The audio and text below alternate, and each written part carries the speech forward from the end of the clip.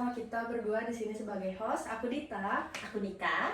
dan di sini kita mau ngebahas tentang topik-topik yang sangat seru banget. Pokoknya hari ini tuh kita bakal banyak capping. Jadi di sini Nika, kamu setuju nggak sih kalau misalnya di era sekarang ini skill komunikasi itu penting banget dalam segala aspek kehidupan kita? Kalau menurut aku nih ya itu penting sih. Nah, menurut aku juga nih ya, selain skill komunikasi, kita juga harus punya skill mendengarkan yang juga baik banget gitu loh. Kita harus bisa mendengarkan omongan orang sekitar kita dengan baik. Nah, sesuai dengan topik yang akan kita bawakan hari ini, yaitu mendengarkan dengan baik. Tapi sebelum kita masuk ke studi kasusnya, kita mau kenalan dulu sama narasumber kita yang cantik-cantik dan ganteng-ganteng ini. Dimulai dari Sebelah kanan. Oke, perkenalkan nama saya Yustia Yonindia Ecason Devi. Bisa dipanggil Eca dengan NIM 250202020220. Lanjut ke kiri. Oke, perkenalkan nama saya Kriajan Yosandri, pengraja Arei dengan NIM 250-202-0660. Dan saya Emmanuel Frederico Elga Burhan dengan NIM 25020205990. Oke, gimana kalau kita langsung masuk aja ke studi kasusnya? Langsung? Ayo. Silahkan dibacakan studi kasusnya, Nika. Pertanyaannya ada 3, studi kasusnya ada 1. Kepotong sedikit, maafkan. Oh, kita pakai aja. Nah, di sini tuh studi kasusnya tuh dalam diskusi kelompok di kelas, beberapa mahasiswa terlihat hanya sekedar mendengar. Wah, sekedar mendengar nih. Skill komunikasinya tidak dipakai. Kurang. Tanpa benar-benar memperhatikan penjelasan teman lainnya. Wow.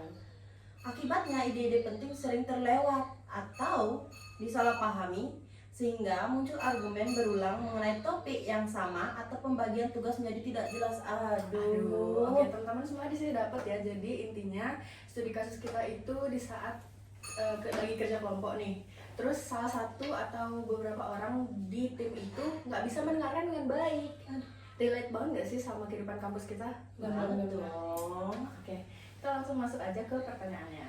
Oke, di sini aku yang bakal bacakan pertanyaannya. Yang pertama tuh, analisis dan uraikan tantangan terbesar dalam mendengarkan secara efektif yang kamu tahu atau temanmu alami saat berdiskusi kelompok di kampus. Aduh. Menurut kakak-kakak semua gimana nih kira-kira? Apa sih tantangan terbesar kalian dalam mendengarkan dengan baik gitu dalam diskusi kelompok? Mungkin dari kakaknya?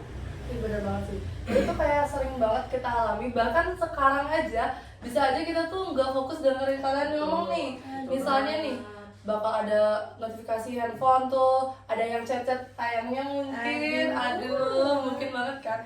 Terus misalnya nih ada orang lain ngobrol atau tadi jalanan lewat motor kan kayak bising banget, jadinya mempengaruhi pikiran kita untuk mendengarkan mereka dengan baik. Terus juga kita diajak ngomong misalnya sama orang lain juga kan, jadi itu kayak mempengaruhi banget, itu bikin kita nggak fokus, membagi fokusnya kedua arah, jadinya nggak denger informasi dengan benar. Tapi itu hal yang salah ya kayak. Betul lah, salah banget. Menurut kakak gimana? Oke, jadi pendapat kakaknya bener-bener bagus banget. Sebelum ke aku, mungkin kita ke cowok-cowok ini dulu ya teman-teman. Kita juga mau dengar pendapat mereka nih. Betul Gimana nih menurut banget. kalian? Oke, pendapatku ini kan ada kerja kelompok, terus adanya kurang fokus, ada yang main HP, ada yang lebih memikirkan tugas lain gitu, dan dia itu tunggu giliran dia yang membaca gitu. Kayak Terus dan dia tidak mendengarkan apa yang kata-kata temannya dia omongin gitu. Itu aja sih dari gue. Oke. Kalau dari saya sih mungkin karena keterbawaan, mungkin karena ada masalah dari rumah atau jadinya ini waktu dia ke kampus terbawa lah, jadinya dia tidak fokus di posisi di posisi lagi mengerjakan kelompok, dia masih terngiang-ngiang dengan masalah yang dialami di rumah, jadinya tidak fokus terjadi di kampus waktu kerja kelompok. Itu sih dari saya. oh, jadi masalah personal nih, belum bisa membagi waktu antara personal dan kampus. Gimana nih menurut kakak, relate nggak sama kakak gitu? Kalau menurut aku sih relate ya, karena di sini tuh masalah personal tuh untuk beberapa orang tuh masih sering ke bawah ya. Apalagi misalnya di kampus lagi banyak tugas gitu kan. Jadi kan kayak diskusi tuh kan kita pasti sering diskusi kan. Ya. Terus apalagi kita anak komis iya, kan.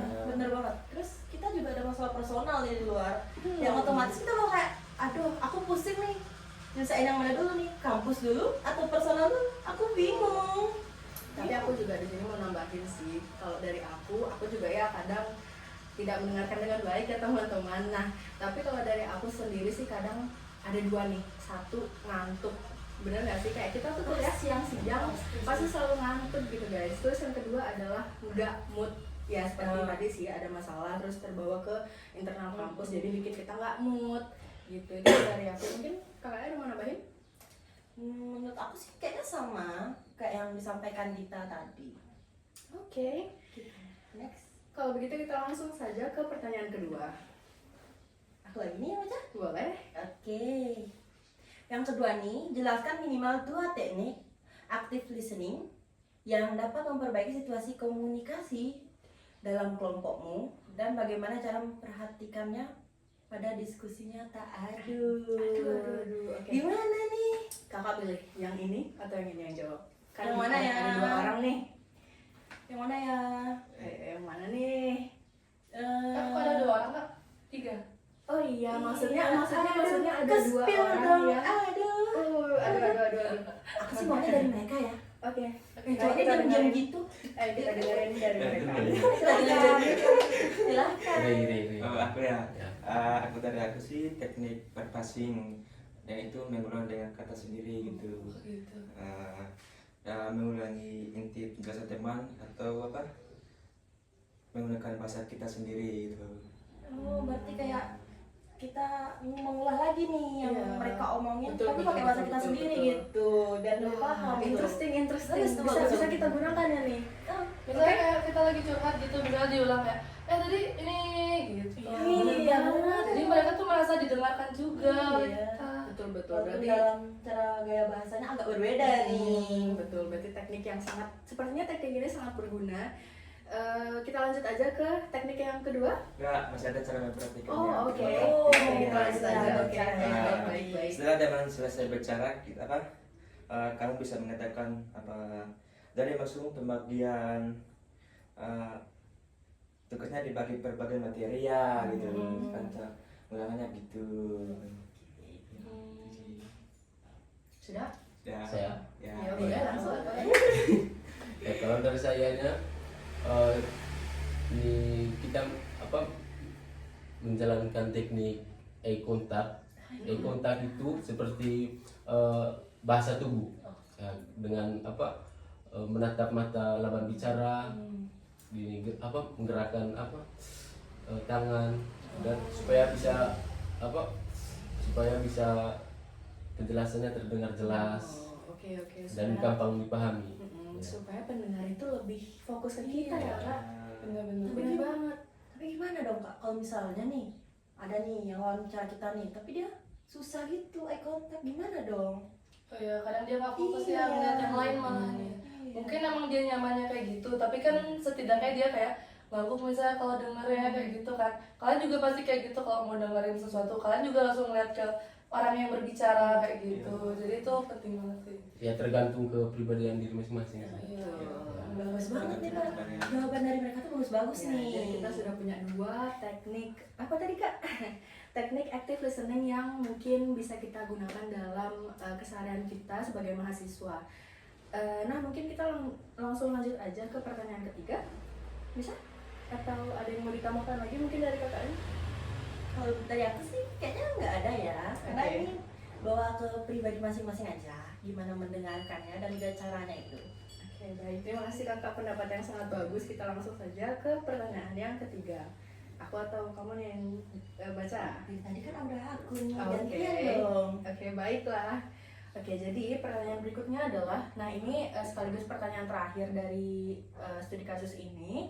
Berikan contoh situasi di mana sikap mendengarkan dengan benar membawa dampak positif terhadap hasil kerja kelompok maupun hubungan sosial di kelas. Yang mungkin tadi kan udah cowok-cowoknya nih kak. Ada Sekarang yang cewek. betul sekali.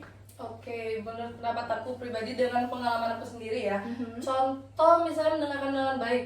Ini aku pernah mendapatkan pengalaman di organisasi nih. Nah di organisasi itu aku bener-bener diperhatikan. Misalnya aku ngomong itu semua pandangan itu bertuju ke aku. Terus mereka juga mendengarkan dengan bahasa tubuh yang baik seperti mengganggu atau mengulang pembicaraan aku kembali nih. Terus waktu organisasi juga, waktu pada saat rapat nih, mereka itu memberikan kesempatan untuk seseorang itu bergantian untuk memberikan pendapatnya masing-masing, idenya masing-masing. Jadi nggak semua orang tuh bakal terlewat gitu Kak. Terus mereka bisa menguraikan pendapatnya mereka sendiri, terus kita juga dengarkan dan ada yang menanggapi juga pendapat itu. Terus sehingga diskusi itu dengan baik bisa dicari solusinya juga Kakak, kayak gitu.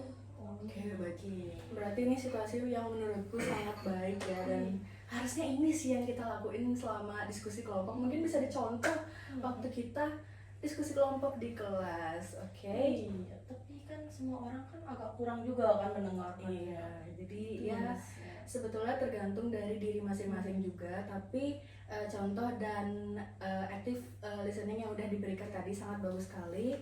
Wah, bagus-bagus juga nih jawaban dari narasumber kita. Kayak yang Dita bilang tadi, di mana komunikasi itu penting, tapi juga mendengarkan juga penting banget nih. Sesimpel waktu kita dengerin dosen waktu lagi ngejelasin di kelas, itu udah bisa banget ngasah skill mendengarkan kita. Baik, sekian dari kita, sekian dari podcast kita hari ini. Semoga banyak orang yang terbantu dengan podcast kita hari ini. Sampai jumpa di podcast selanjutnya. Sampai jumpa. Terima kasih. Dah.